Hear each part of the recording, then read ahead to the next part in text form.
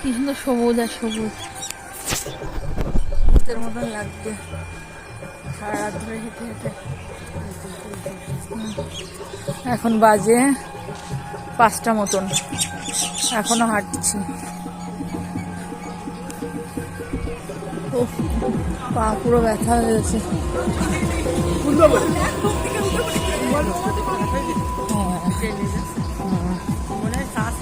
হ্যাঁ, চার্জ নেই।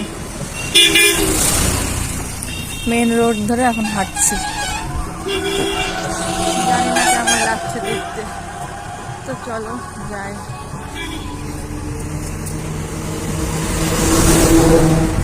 চারিদিকে প্রকৃতি শুধু সবুজ আর সবুজ।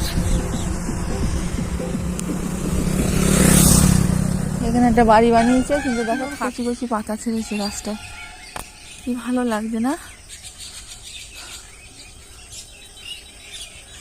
সেখানে কতটা বোঝা যাচ্ছে, কিন্তু দারুণ লাগছে কিন্তু, তাই না? পাতাগুলো ছোট ছোট আর পুরো একদম কচি কচি। ষষ্ঠী গাছ নাকি অসত্য গাছ? ষষ্ঠী গাছ অসত্য বলে না, ষষ্ঠী বলে।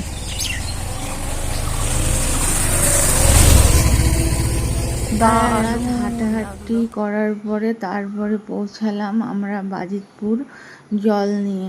আর এখানে এসে এখন একটু বিশ্রাম নিচ্ছি, কারণ গোটা রাত ধরে হেঁটে হেঁটে এখানে এসেছি। এখন শরীরটা ভীষণ ক্লান্ত, একদম ভালো লাগছে না। চোখ মুখগুলো তো কেমন হয়ে গেছে সেটা তোমরা ভিডিওতে দেখলেই বুঝতে পারছো।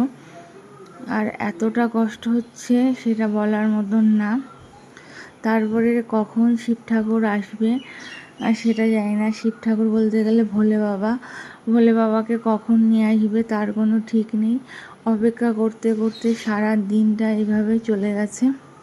আর এখানে দেখো সব জল বাঁধা রয়েছে, যারা যারা গেছিল বেশিরভাগ মানুষ এখানে বাঁক রেখে দিয়েছে।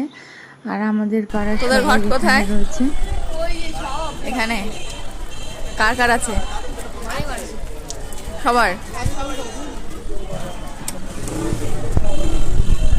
লাস্ট ব্লগ চলেছিস দেখা যায়। অনেক সময় অপেক্ষা করার পরে ভোলে বাবা এখন আসছে।